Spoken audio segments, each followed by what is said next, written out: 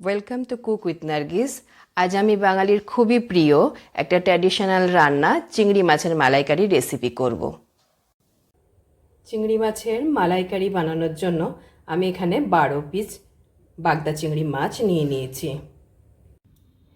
চিংড়ি মাছের মাথার খানকার ময়লাটা পরিষ্কার করে নিয়েছি, আর এই অংশে একটা পাতলা সুতো থাকে, ওটাকে বার করে নিয়েছি। এখন চিংড়ি মাছে লবণ, একটু হলুদের গুঁড়ো,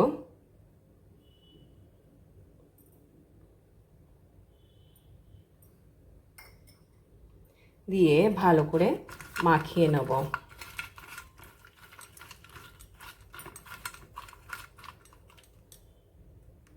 ভালো করে লবণ হলুদ মাখানো হয়ে গেছে। এইভাবে চিংড়ি মাছ 5 মিনিটের জন্য রেখে দেব। চিংড়ি মাছের মালাইকারি বানানোর জন্য সমস্ত মশলা রেডি করে নিয়েছি। আমি 3টে মিডিয়াম সাইজের পেঁয়াজ চপ করে নিয়েছি, হলুদের গুঁড়ো, লাল লঙ্কা, কাশ্মীরি লঙ্কা, জিরের গুঁড়ো, গরম মশলার গুঁড়ো, আদা রসুনের পেস্ট, 2টো তেজপাতা, শুকনো লঙ্কা আর গরম মশলা, লবঙ্গ, দালচিনি, এলাচ। আর মেন ইনগ্রেডিয়েন্টস হলো নারকেল দুধ। এটা আমি ঘরেই বানিয়ে নিয়েছি। নারকেলকে গ্রেট করে গরম পানি দিয়ে ভিজিয়ে রেখে তারপরে ছাঁকনি দিয়ে নারকেল দুধ বার করে নিয়েছি। এছাড়া নুন চিনি পরিমাণ মতো লাগবে। এবার তাহলে মালাইকারির রেসিপিটা শুরু করা যাক। কড়াইতে সর্ষের তেল দিয়ে দিলাম।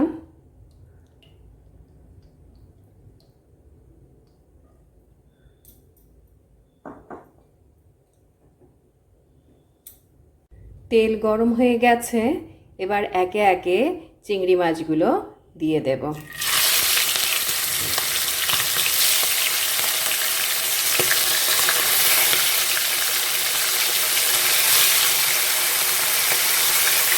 চিংড়ি মাছগুলো বেশি ফ্রাই করবেন না,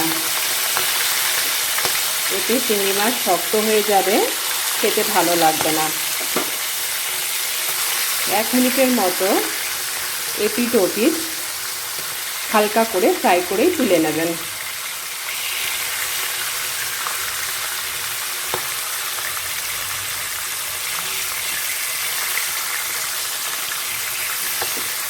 উল্টে দিলাম, ওপিটটা ফ্রাই হয়ে যাক।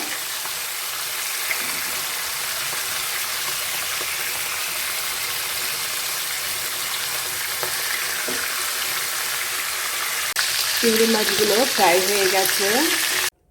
সমস্ত চিংড়ি মাছগুলো একই প্রসেসে ফ্রাই করে নিলাম।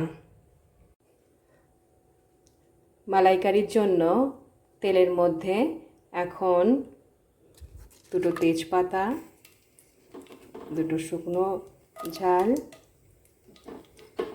এবং লবঙ্গ, দালচিনি আর এলাচ দিয়ে হালকা ফ্রাই করে নেব।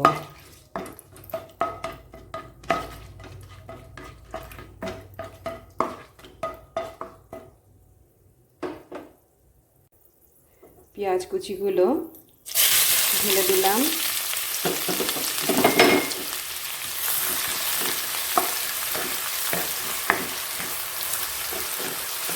পেঁয়াজ কুচিগুলো হালকা ব্রাউন করে ফ্রাই করে নিতে হবে। পেঁয়াজগুলো হালকা ব্রাউন করে ভাজা হয়ে গেছে।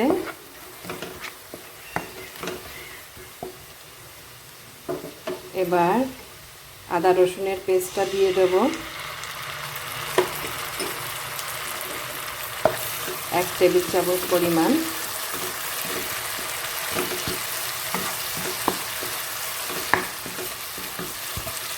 আদাটাকে ভালো করে ফ্রাই করে নেব যাতে কাঁচা গন্ধ না থাকে। এখন 1 চামচ হলুদ গুঁড়ো, 1/2 চামচ জিরের গুঁড়ো, হাফ চামচ লাল লঙ্কার গুঁড়ো আর 1 চামচ কাশ্মীরি লঙ্কার গুঁড়ো দিয়ে মশলাটা ভালো করে কষিয়ে নিতে হবে। মশলা কষিয়ে তেল ছেড়ে দিয়েছে। এখন ফ্রাই করা চিংড়ি মাছগুলো দিয়ে দেব।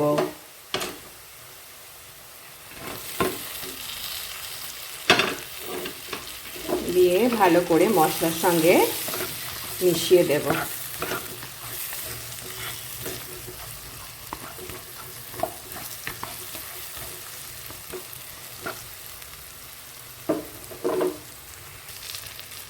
চিংড়ি মাছটা ভালো করে মশলার সঙ্গে মিশে গেছে। এখন নারকেল দুধটা ঢেলে দেব। বড় বাটির হাফ বাটি নারকেল দুধ দিয়ে দিলাম। দিয়ে হাই ফ্লেমে ভালো করে ফুটিয়ে নিতে হবে।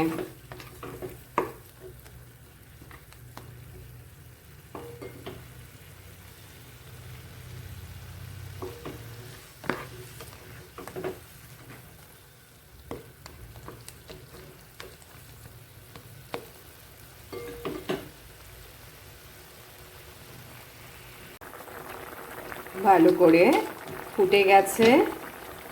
এখন ঢাকা বন্ধ করে 5 থেকে 7 মিনিটটা কুক করব। এখন ঢাকাটা খুলে দেখা যাক মালাইকারি কেমন অবস্থায় আছে। মালাইকারি অলমোস্ট হয়ে এসেছে।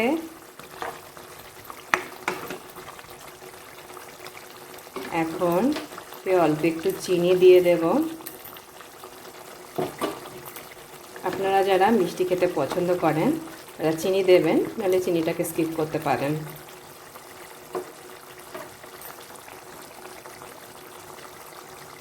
এক চামচ গরম মশলার গুঁড়ো দিয়ে দিলাম।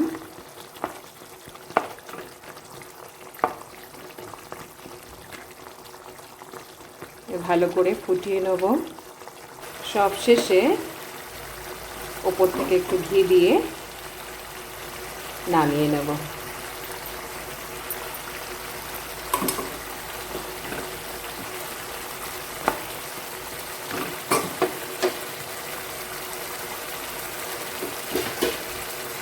এখন গ্যাসের ফ্লেমটাকে বন্ধ করে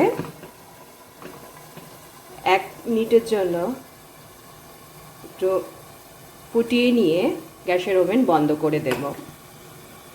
দিয়ে কিছুক্ষণ রেস্টে রেখে সার্ভ করব। প্লেটে ভাত নিয়ে নিয়েছি। এবার ভাতের সঙ্গে মালাইকারিটা বেড়ে নেব।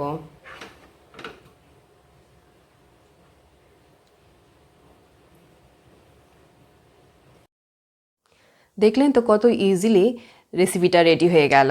এটা বাঙালির খুবই প্রিয় একটা রেসিপি, চিংড়ি মাছের মালাইকারি। আমার রেসিপিটা যদি ভালো লাগে আপনারা একবার ট্রাই করতে পারেন। আমার চ্যানেলে যদি প্রথম আসা হয় বা আমার রেসিপিটা যদি ভালো লাগে তাহলে আমার চ্যানেলটাকে সাবস্ক্রাইব করবেন। এরপরে নেক্সট দিন আপনাদের সঙ্গে একটা নতুন আবার ভিডিও নিয়ে দেখা হবে।